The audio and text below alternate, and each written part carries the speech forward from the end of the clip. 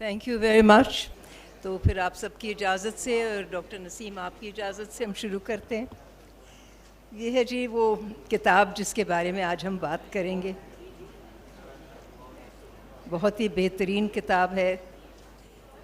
बहुत सारी इसमें कहानियाँ हैं, कुछ गम की, कुछ बहादुरी की, कुछ मुश्किलात की, कुछ गुर्बत की, रिवाज की.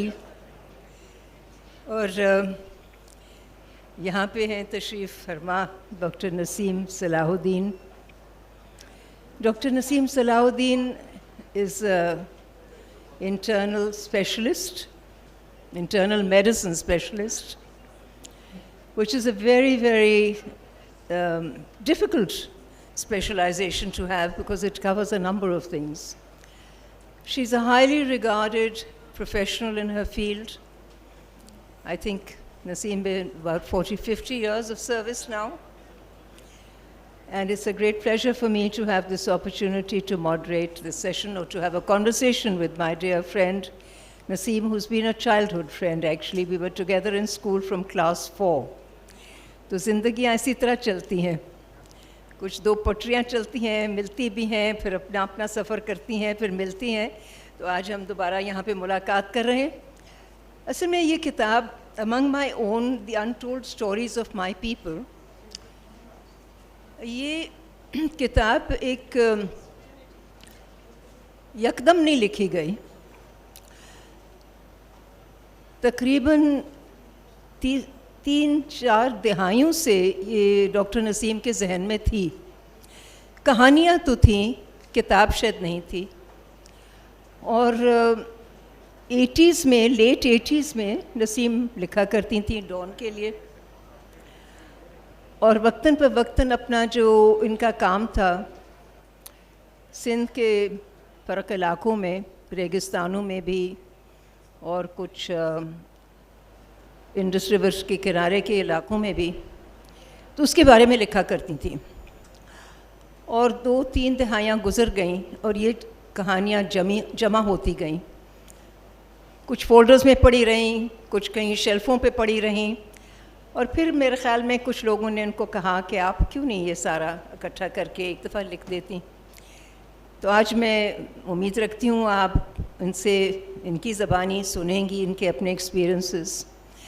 But you know, a doctor is committed to many things. First of all, when we see a doctor, we think, here's a doctor who can treat us for an illness. We go to a doctor, to a hospital, to a specialist, for surgery, for medication, for treatment, for getting well. But here is a doctor who not only has treated her patients, but as she says in the first, third or fourth page, she says, when a patient comes into my clinic, I'm listening to what the patient does not say, has not said. वो जो खामोशी इख्तियार करता है patient की कई चीज़ों के बारे में, वो मुझे उस पेशेंट में नज़र आनी शुरू हो जाती हैं. उसकी कहानी, उसके दर्द की कहानी, उसके दिल की कहानी, ना सिर्फ जिस्म की कहानी, लेकिन कई दफ़ा उसकी रूहानी कहानी भी, और उसकी ज़िंदगी का एक नक्शा जो है वो इनके सामने आ जाता है. So she sees a patient as a human being struggling in difficult circumstances. I would ask you, Naseem, that what led you in your life as a young woman who is highly qualified internationally with top-notch degrees to go out of your clinic, out of the comforts of your home, into the vast deserts of Thar, and walk around and go through into very hard areas?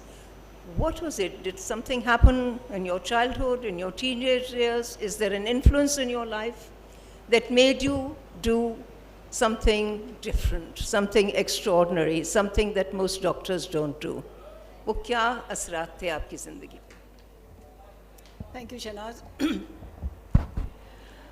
I think I'm fortunate to possess a spirit of inquiry, a spirit of adventure, spirit that makes me want to travel and delve into unusual challenges and try to sort them out. The trip into Tharparkar was just one single time, but I have had experiences in many other situations, both within my home, within clinics, within hospitals, in the mountains, in the oceans, anywhere. So I pick up these stories because they're so human. They just bring people that I can fathom their minds, their hearts, and then it just stays with me, and this is why I wrote these stories over long periods of time, sometimes a few in a month, a few in a year, but there are a lot of gaps in between. And finally, when I decided to put them together in a compendium, this is where this book came out. And that too really was at the insistence of my friends and family. Okay, there are 55 stories here. Some are about human bondage in Sindh, about how a husband and wife with an extremely sick child is traveling through the Thar desert, and Naseem looks at that child lying in the back of an open cart and tells them, we can help you. लेकिन वो सोचते हैं, क्योंकि उनको मालूम है कि शायद वो बच्चा बचेगा नहीं, ये कहती हैं उनको कि हम आपको मदद करते हैं, हम आपको लेकर जाते हैं, क्लिनिक में लेकर जाते हैं, कुछ हम कोशिश करते हैं आपके बच्चे की जान बचाने के लिए। कुछ देर के लिए जो बाप है वो सोचता है और फिर सिर हिला के कहता है कि नहीं, मैं हारी हूँ, मैं आज़ाद आदमी नहीं हूँ, मैं अपने मालिक की इजाज़त से के बग़ैर इस ज़मीन से कहीं और इस इलाके से बाहर नहीं जा सकता।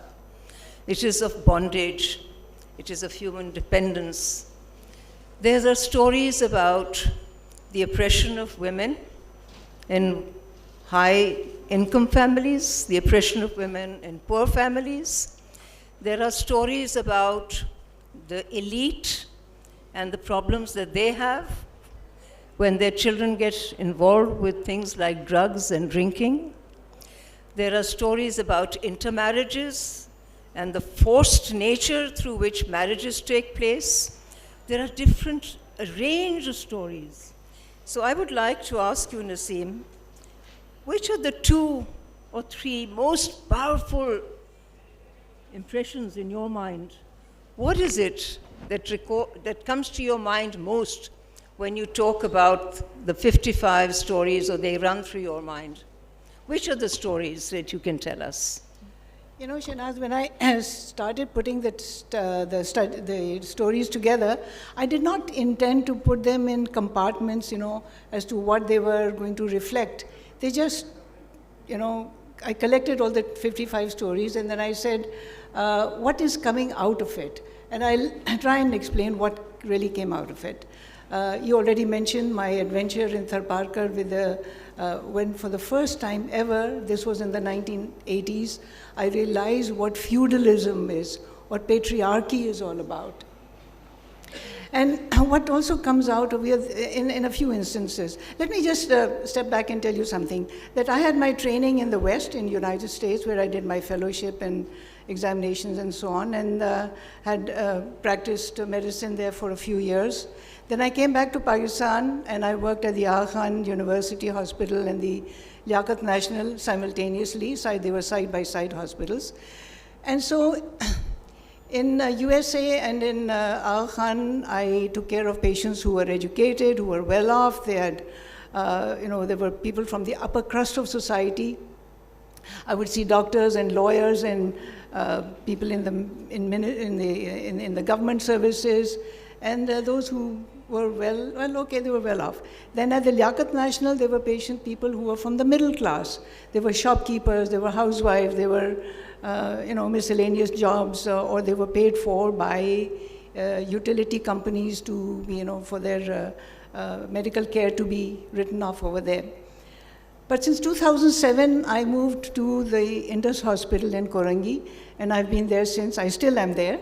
And there I see the kind of people who, I don't think you've ever, not many people have that experience. I see people who are homeless, who are drug addicts with AIDS. There are Masis, there are Darzis, there are Dhobis, there are homeless people, every spectrum of people. So I am fortunate in having seen the entire spectrum of human beings, of people of our kind, from the wealthiest to the wretched of the earth, literally. It's like that. And I listen to them, I absorb their stories. And what I've seen other than the feudalism, because I've also seen peasants who come and tell me their stories of how they live in utter poverty and they have had to sell their hearths and homes and their cows and goats to pay for their medical health care. So out of these come out all these stories.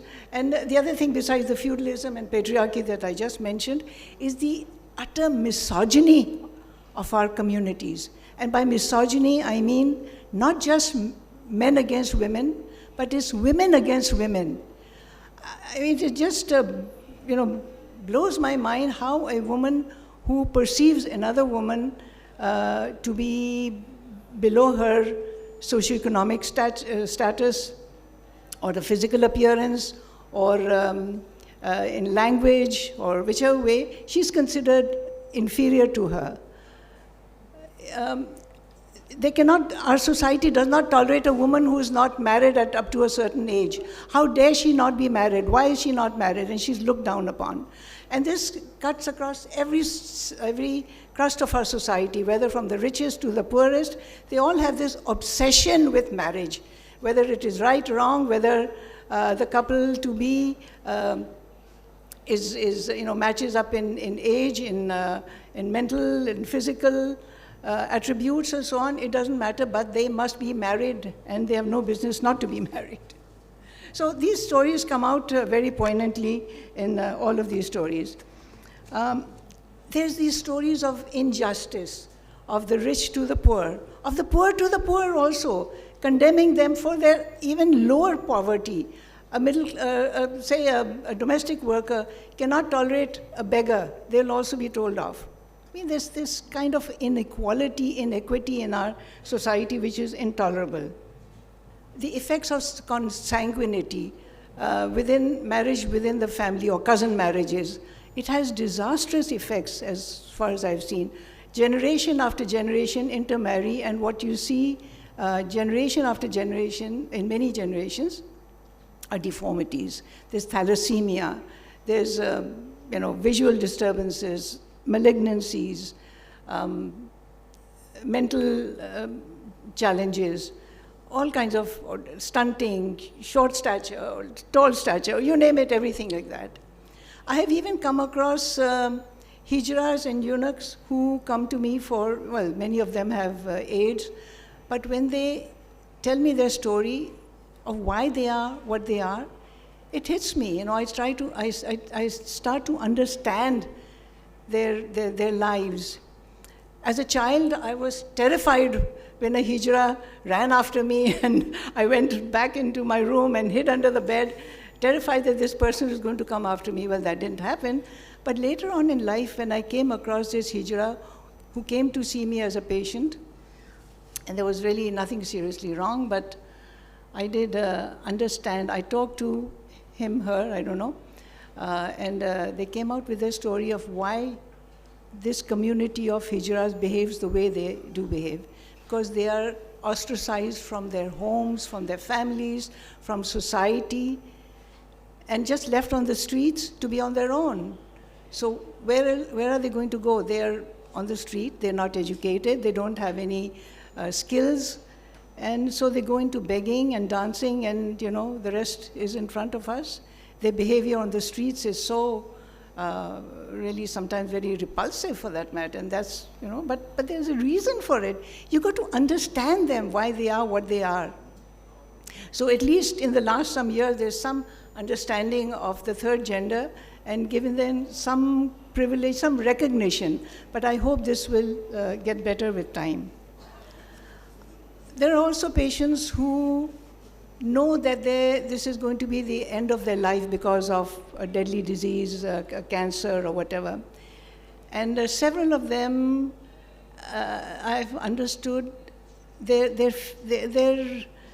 their fear or their acceptance that this is now near death. But how they react in different ways is up to the individual. Some are more courageous, take it as it comes, but there are others who go into isolation and won't communicate. But I think it's important, in all this to realize what is going on in their minds. You can't change many things, yes, but that's how it is. Sorry कुछ और भी आप बताना चाहिए? अच्छा, मैं सवाल पूछना चाह रही थी या कमेंट उस पर अगर आप कुछ सोच कर बताइए. देखिए, आपने basically you're a doctor, medical treatment आप करती हैं, डायग्नोसिस करती हैं, लेकिन इस किताब को अगर आप पढ़ें तो ये तो माशरे के बारे में बात करती है, ये सिर्फ इंसानी जिस्म के बारे में बात नहीं करती, चाहे वो औरत हो, मर्द हो या बच्चा हो. So what is the implication of your work for medical students and professionals in the medical sector to begin to learn about society and sociology, रिवाज, tradition, वो सारे जो हमारे यहाँ इस किस्म की सदियों से चल रहे हैं ख़ानदानों में फ़ैसले, और ख़ास तौर पर पितरशाही, माशरे के बारे में. सो इट्स मेडिसिन एंड माशरा, दोनों चीज़ें, तिब और माशरा. What would you suggest? How should we change the medical profession's education paradigm to make a doctor more of a humanist rather than just a medical practitioner? Because many things lie outside the physical body in terms of what a doctor needs to understand. Is it viable for the medical profession to begin to think like that? Medicine is so commercialized now that almost every doctor feels that the more patients he or she sees, the better is the income. So I think it's that attitude is going to stay there. But along with that, there has to be some humanism. And I'm sure there's a lot of it amongst our good doctors.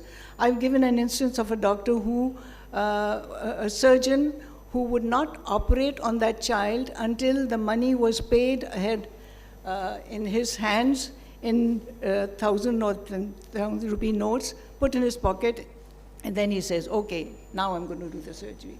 So this is the kind of person. I call it a fly on the wall, the story, because this is something that was related to me. I don't go into a theater, but it was related to me from person to person, and this is really what it was about. Can I read this one story that I thought I enjoyed writing? This is about a young woman who comes into the ward in an unconscious state. She's got bacterial meningitis, which is a deadly disease infection if not treated in time. So I get her over there, I tell my residents to get cracking, do a lumbar puncture, start the medicine. But while I'm doing that, comes in this Maulvi Saab. And I'll just quickly read some passages just to... the nurse tells me, the girl has no parents and the woman is her chachi. She was engaged to be married to a distant relative, but the engagement broke off and she got engaged to another person. She has been ill for 5 days and they believe that her illness is due to a curse from her ex-fiance's family. She was admitted the insistence of her chachi, but the chacha wants to take her away for dam. My bewilderment was changing to anger with an impulse to explode, but the ward was full of patients, doctors, nurses, and others, and dignity demanded that I bite my tongue. I asked for the Honorable Chacha to be presented to defend himself. In walked an older bearded man with the supercilious air of a patriarch who has ruled over his entire tribe. He looked me straight in the eye.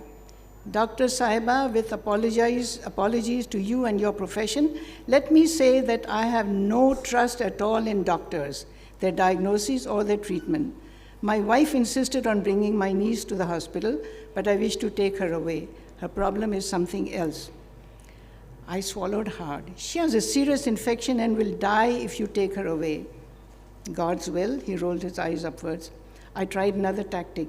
Is money the problem? We'll arrange.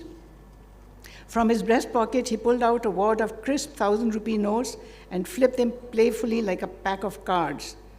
Give me 5 days, I staked. She'll be walking again in Maulvi Sahib is waiting for her and she'll be walking in 5 hours, he said. He indicated to his frightened wife to get ready to leave, but she wrapped her headdress even tighter and carried on, reading faster and faster, notwithstanding his sharp tone. I realized that we were standing in the middle of the crowded general ward, but there was a hush as all eyes and ears were riveted on our altercation. Precious time was running out. What should I do? Call the administration? Human rights to defend the rights of an orphan? The police? The chowkidar? Probably none of the above. And now the chacha was heading towards the bed to pick up the tiny, helpless, dying niece. Although seething inside, I forced a calm facade and offered a compromise and one last-ditch effort. I tell you what, why don't you let me treat the girl and your Maulvi Sahib can do the dam? Right here in the ward if you wish. I'll do the dawa and you do the dam. He was obviously a man used to determining others' destinies, but the proposal seemed to interest him. This could be a face-saving breakthrough for both of us and might save the girl's life. Without actually articulating the words, he gestured a go ahead with a slight flexion of his head. Anyway, the rest of the story is about how we took care of the girl and so on and on. And then on the 3rd day, the patient began to show signs of awakening. She opened her eyes, took liquids, and sat up with support. The medical students watched with fascination this miracle of life. On the 7th day, as we went to her bed for morning rounds, the girl was gone. I looked around in panic, assuming that she had been spirited out of the hospital by the scheming chacha. Then I relaxed as I saw her coming into the ward, supported by the chacha. Both were smiling. In fact, everyone in the ward who had followed her story and her progress was smiling. As I turned to meet the chacha's expression, I caught the triumphant glint in his eyes, which said it all. For him, the cure was the result of the dam. He would likely broadcast to his entire clan the success of his method and feel himself vindicated. My residents, on the other hand, would enter her as a case of successfully treated meningitis with the correct antibiotic. For young Yusra, which method had worked was irrelevant. All that really mattered was that she was alive, thank God. So,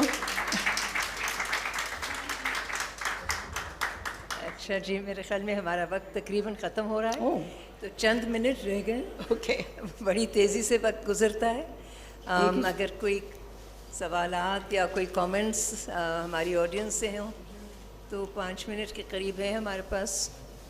Let me also just conclude one more thing. You know, I've written all the good and bad and everything that happens in our society, but I'm not blind to the good that happens in our society. There are people who are extremely large-hearted, philanthropic, and not only as individuals, as my good friend over here, Shama and Mariam and their family, they do enormously for every kind of human being, for the rich, for the poor. And then, you know, we depend entirely on heavy funding for institutions like the Indus Hospital, like the SIUT, like the Shaukat Khanam and, educational institutions. So we have these large-hearted people amongst us whom I deeply respect for their, for their large-heartedness and their philanthropy. So I respect, I just wanted to make that point as well. बिल्कुल सही।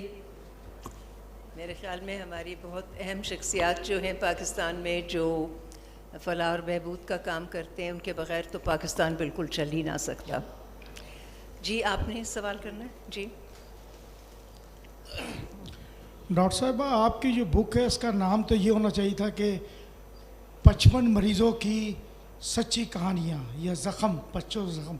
लेकिन बहरहाल आपने बहुत अच्छा किया, ये कोई फ़िक्शन नहीं है, जीते जाते इंसानों को आपने एज अदीब के तौर पे कलम बन के इस माशरे पे बहुत एहसान किया जी। और मुख्तलिफ डाइवर्सिटी भी है उसके अंदर है। इंशाल्लाह जो कारी है उसको दुख, अपना ही दुख महसूस होगा। जी मेहरबानी। कोई और कमेंट? अच्छा, मेरे ख्याल में सारे लोग बहुत मुतासर हुए हैं नसीम आपकी कहानी सुनकर। जी डॉक्टर शाहना।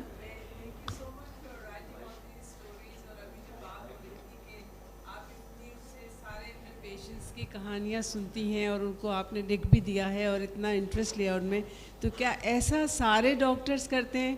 क्योंकि ज़्यादातर मैंने देखा है कि उनके पास वक्त नहीं होता है, वो बहुत ज़्यादा स्टोरी नहीं सुनना चाहते, वो कहते हैं बताए दर्द कहाँ है, बताइए, लाइक फिर वो दवा लिख देते हैं।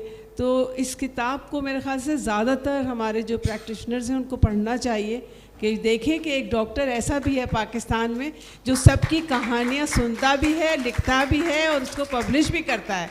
तो thank you so much, I think you have done a wonderful job, congratulations. Thank you Shahna. बिल्कुल, मेरे ख्याल में इस बड़ी बहुत अच्छी और मुस्बित आपकी जो सजेशन है डॉक्टर साहिबा, मेरे ख्याल में हमें इसी तरफ जाना चाहिए ज़रूर। मैं तो हमेशा समझती हूँ कि this should be part of the medical course, it should be A required reading for medical students, ताकि वो माशरे के बारे में समझें, अपने लोगों के बारे में समझें, ना सिर्फ जिस्म के बारे में समझें। क्योंकि इलाज सिर्फ एक मेडिकल किस्म का इलाज नहीं होता, एक और भी इलाज होता है, और वो डॉक्टर नसीम सलाहुद्दीन आपके सामने मौजूद हैं। शुक्रिया आप सबका, बहुत बहुत मेहरबानी इस सेशन में आने की।